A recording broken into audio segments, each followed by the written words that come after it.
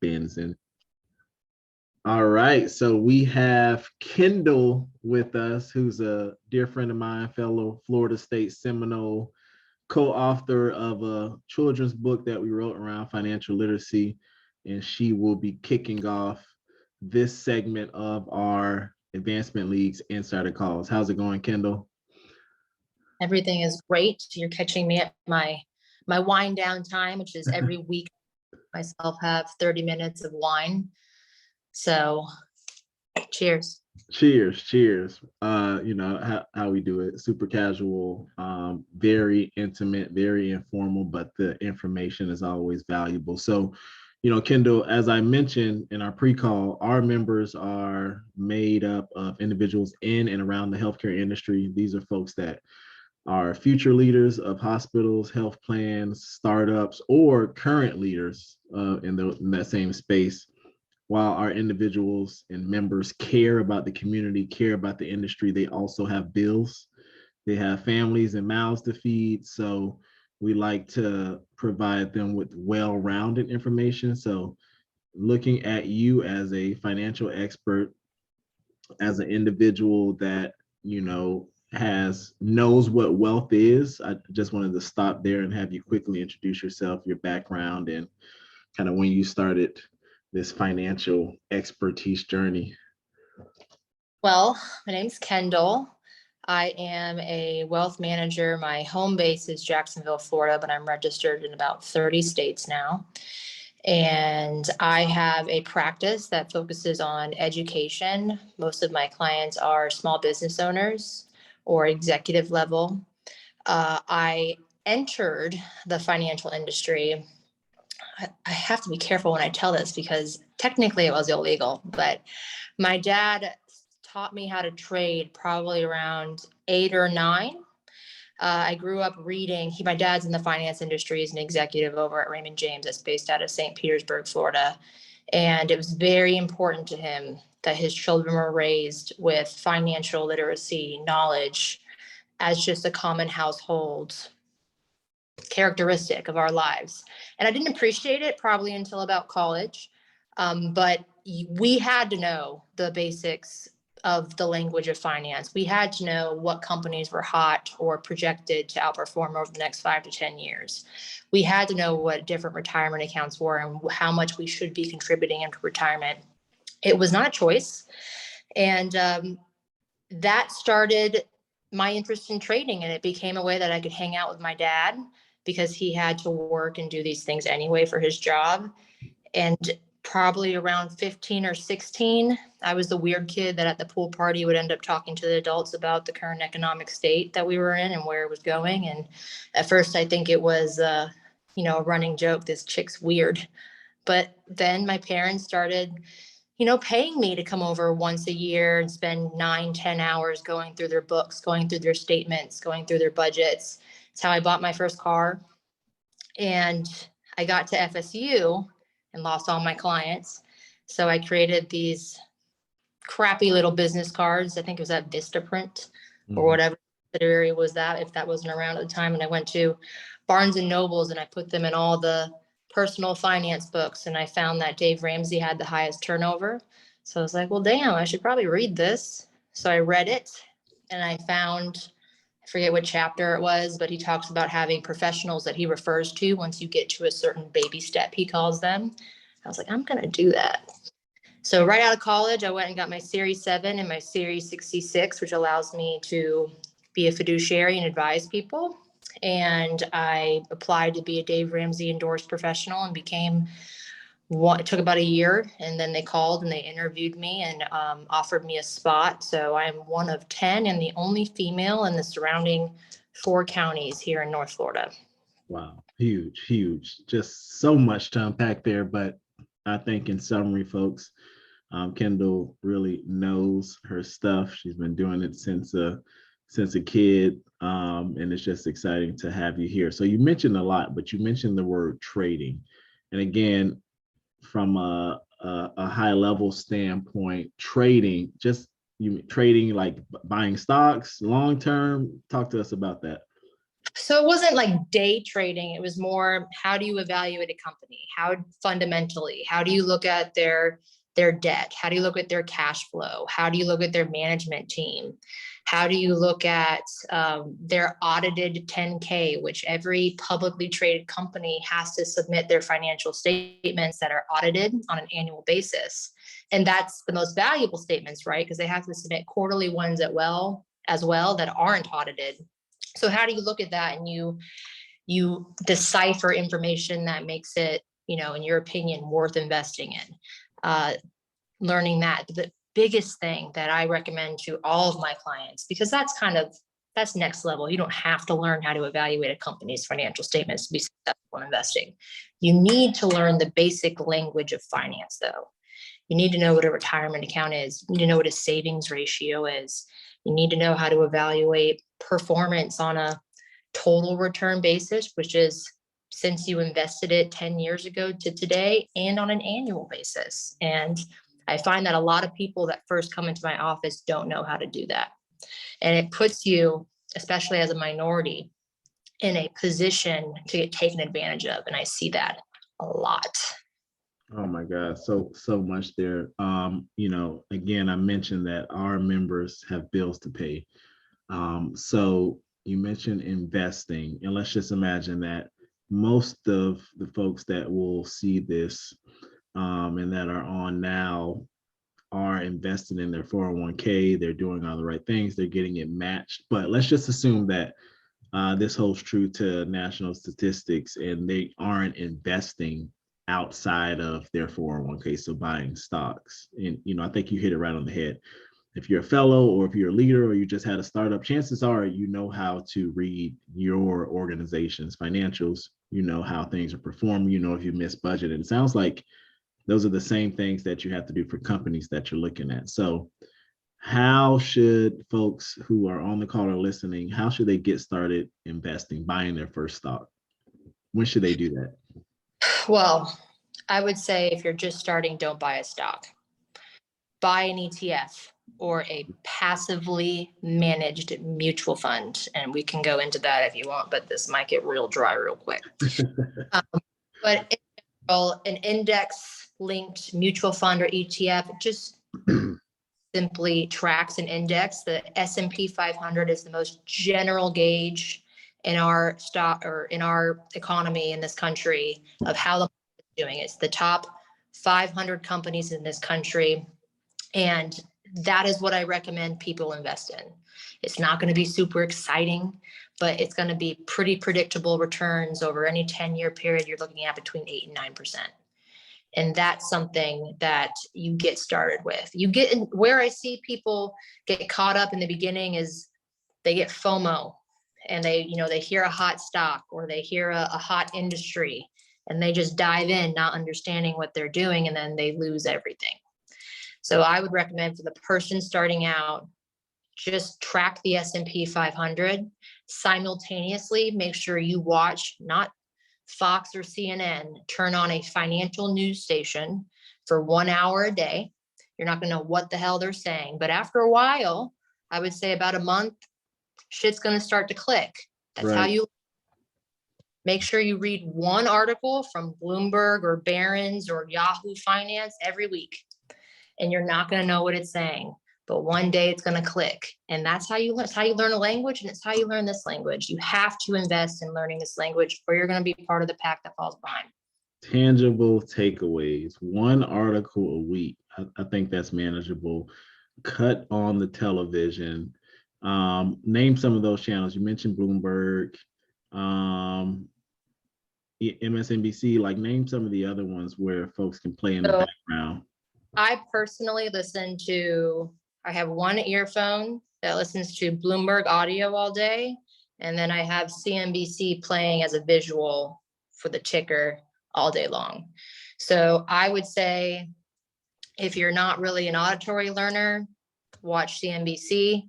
It's pretty entertaining. They have the guy that yells a lot on there. Kramer. And his voice, but he's good. And you just listen. I'm not saying, especially if Kramer gets on, don't go buying those individual stocks that I buy, but look them up. Google them, read an article about them. And chances are they're part of NASDAQ or they're part of the S&P 500 and you're already invested in that. So you're in it. That's what I would do. And then once you get more and more comfortable, then you dive in. But I would not, another thing I wanted to touch on is I would not rush to hire someone either. Spend a good year getting to know the financial language before you hire someone. Know the basics. It's almost like, the analogy is almost before you go pay a ton of money for your master's, you lay the foundation by having your bachelor. So pour into yourself and get the good. So, I follow an individual. I'm a member of his group. He's a fantastic investor, does well. You mentioned ETFs, and he always swears by 2 tech, 2 ETFs. So what are your initial reactions to that? So 2 tech like Apple, Microsoft, 2 ETFs like the Vanguard suite, VOO, VTI, etc. Love tech. But I will say that you have to be cognizant of when you're going into these investments. So we have to look at the landscape. If we're talking to people that are just getting started, you have to look at the landscape you're in. We're operating within an economy right now that has hyperinflation. All right. When inflation is sticky or it's hyperinflation, meaning it's going to take some serious shit to make it go away. Tech companies underperform because a lot of tech companies, the ones that you just talked about, it's based on their current valuation is based on future cash flows. So they're borrowing a ton of money. And when interest rates are rising, which is part of inflation, interest rates rise, the money supply contracts, those values are worth less, meaning those companies are worth less. So right now, I would not go and throw, the first check you have into tech. I would dollar cost average. Dollar cost average is no matter where the market is, you're putting the same amount of money into whatever investment that you connect with. So if you love tech, that's great. Invest in a NASDAQ ETF or a QQQ and do the same amount every single month, but don't dump it in. Consistency, reoccurring. On that note, this is a question I asked an individual long ago who was I guess, a multimillionaire. What is the percentage allocation, right? So savings, investing, free flow money. Let's just say an average individual is making 70K on annual. What's the percentage breakdown to build wealth for our folks that just are looking to get started and looking to just take out a percentage of each check? That's a hard answer. I'm going to give you, it's a really massively vague question. Okay. Keep So it simple.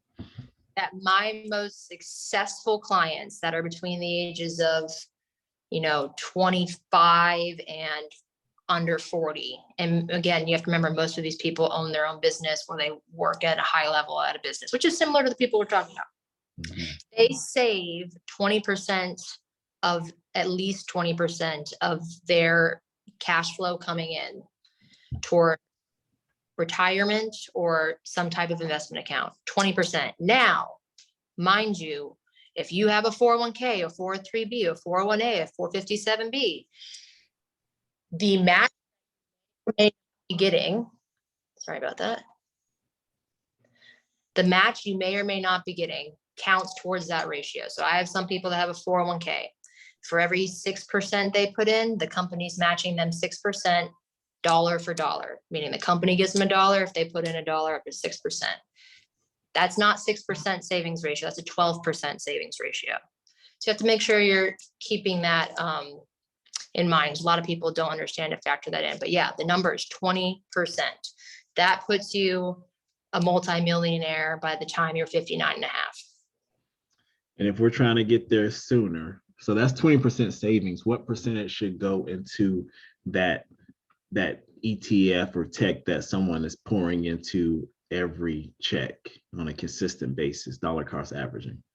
I would say in this order, you max out your 401k to the extent of the match. So if they match 6% dollar for dollar, you contribute 6% to that 401k and nothing more. nothing more. Then you go to your Roth IRA or your after-tax IRA. It's called a backdoor Roth IRA. If you want me to touch on that, we can. You max that bad boy out. For 2022, that's looking like $6,000 a year, $500 a month. After that, I require, before you become a client, that you have 3 months of your bills in cash at any given time. And then I add on 3 months for every dependent you have in your house. So if you have 2 kids, you have 9 months of your bills in cash. You make sure you have that.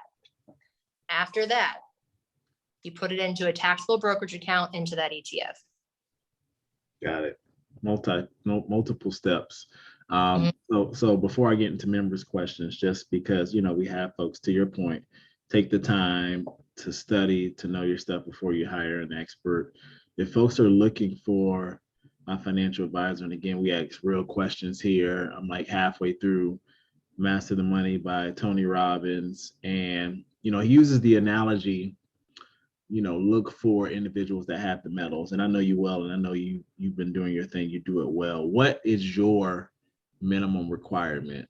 So what does a person have to be bringing in to work with you, and how? And then the second question is, how should they vet, as their friends graduate and starts to work for Edward Jones and says, hey, let me manage your money. How should they vet folks? That's a good one. Oh, God, we hurt some feelings here. Okay. So to answer your first question, which I believe was, how do you vet? Or at what point do you hire? So this plays into, there's a really common misconception about financial advisors, wealth managers, CFPs, and whatever. The first is that there's only one way to become a client. And I have 50 grand and I need it invested. Here you go, sir or ma'am. That is called comprehensive or full service management. And that is one of, we'll say, 3 general services that any given advisor offers. Comprehensive management depends on what that advisor is trying to have. Personally, I would rather have a small, very tight-knit boutique practice and have a higher net worth client. But then I have a business partner who has 1,500 clients, and his is more about, I just want a big practice. You just have to make sure you have the people in place to help run that.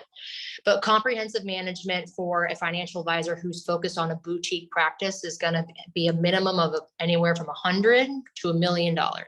Mine is $250,000 for comprehensive management. That's someone who opens the accounts, manages the account, does an annual financial plan and net worth statement, manages your spending and your budget. It's a financial partnership.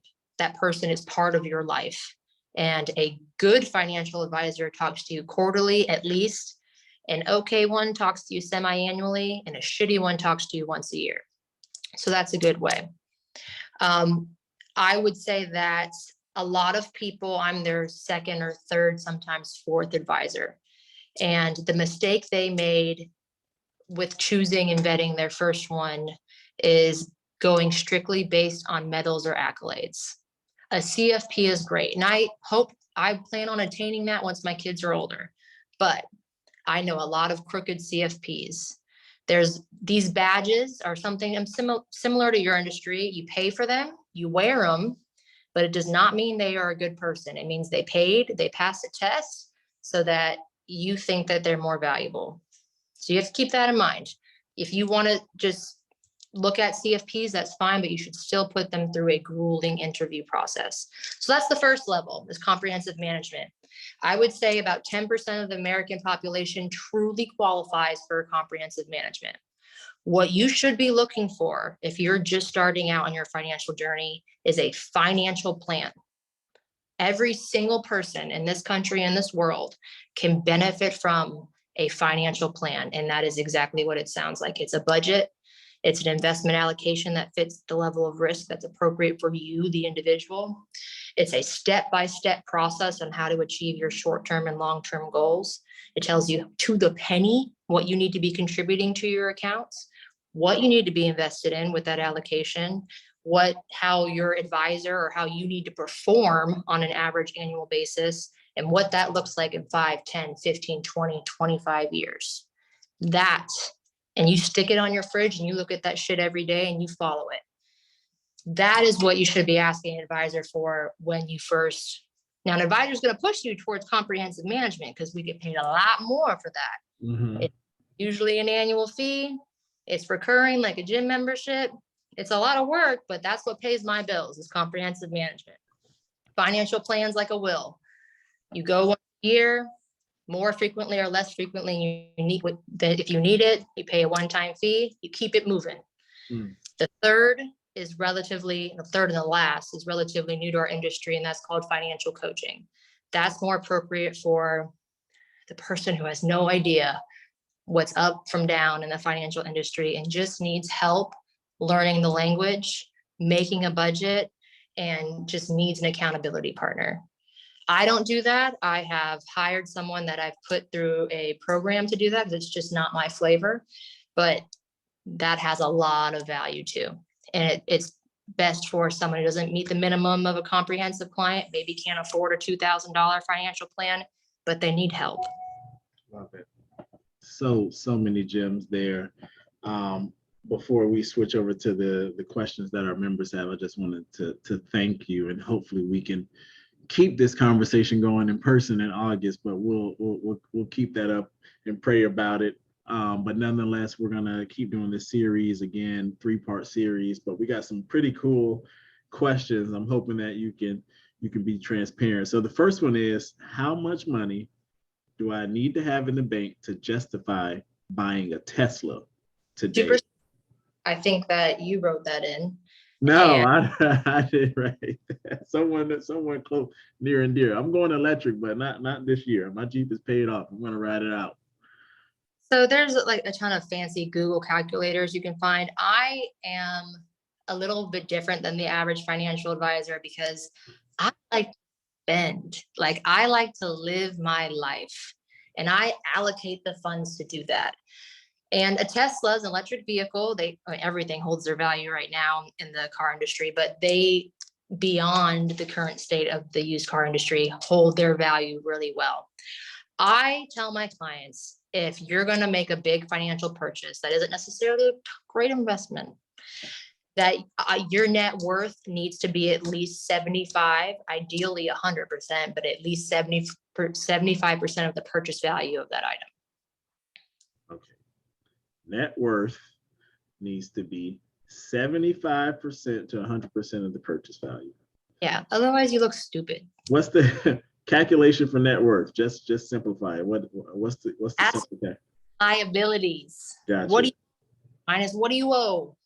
There it is. Cool. All right. Next question. So just real numbers of actual money, right? So we see the high level statistics, but then we see social media. Entrepreneurs who drive amazing cars, who is doing well. My wife's an entrepreneur, and she's surrounded around all these amazing individuals that are making all this money. But when you really peel back the onion, a lot of people have 9 to 5 and a side hustle, drives a modest car, goes on one vacation, etc. So just your thoughts on the profile of actual wealth, from reading The Millionaire Next Door 10 years ago to probably more, you being someone that lives their life, etc. What does wealth really look and feel like in 2022? A lot of this is going to be based on my personal experience. So don't I say is definitive, but to me, what wealth looks like is cash flow and time. If I can leave work at any time I want and I'm still making money, that's wealth. It's not so much the amount, because anyone can hunker down and live off of next to nothing if they really try. But do you have time? Do you have the ability to make money while you sleep? I know that's taboo, but that to me is what wealth is. When my rental properties are paying me, whether I lose all of my limbs, my business is paying me, whether I can't go back to work. That to me is true wealth. Love that. Freedom. I hear the term being free, and I think you just hit it right on the head. Time. All right. Last question. A bit political, but not really. this is part of the reason why we wrote the book we wrote, but the question was, Black wealth, is it getting better or worse? You see that, murder rates and economic statistics are trending all over the place. You see the, median white household income versus median Black household income seems like it's been relatively flat from a statistic standpoint, being that it seems like there's a number of folks getting more people to invest, more knowledge out there, social media, it's more energy around investing. Are you seeing that more minorities are investing? Is it getting better? What are you seeing? Talk about this for so long.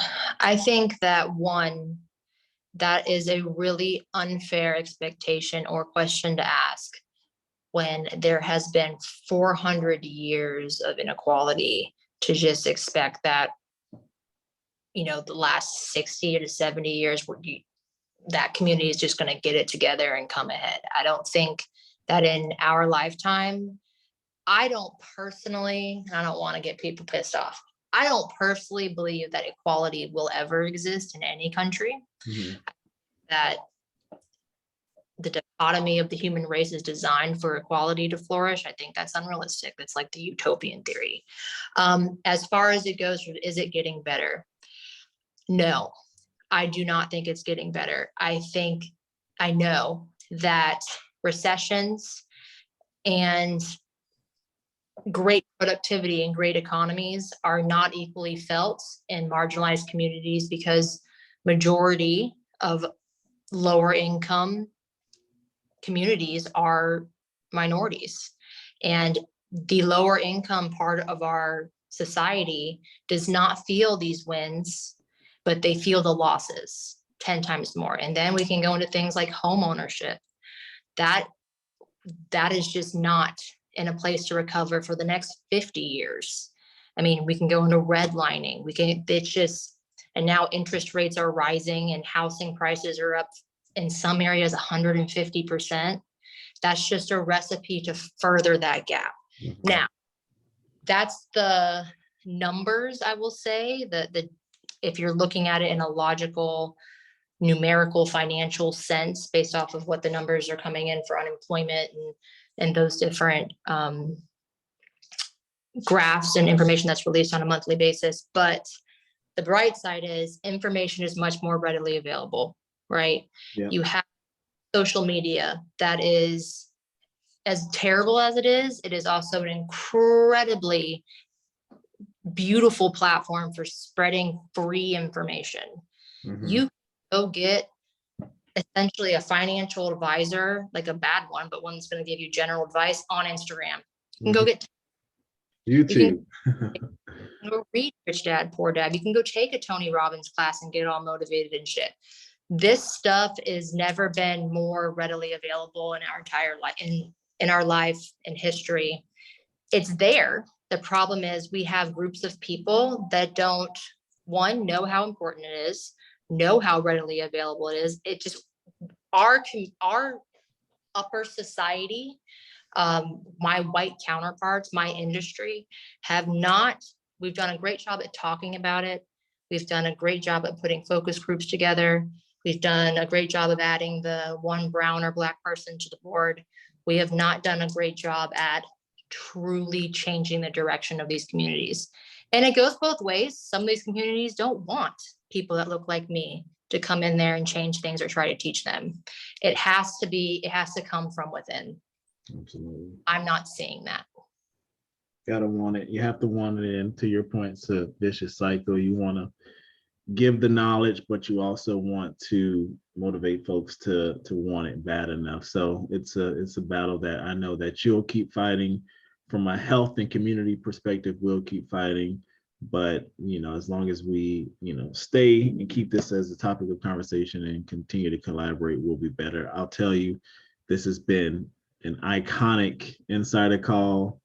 It's been extremely valuable. So many tangible items. We pride ourselves on not just talking, but giving people real items that they can take and use tomorrow. And I think you'll have a number of future millionaires just because of this conversation. So we appreciate you. For sure. So thank you for having us during wine time. Hopefully we'll do more of this. Cheers. Cheers. Protein shake and wine, and we'll kick it off and go from there.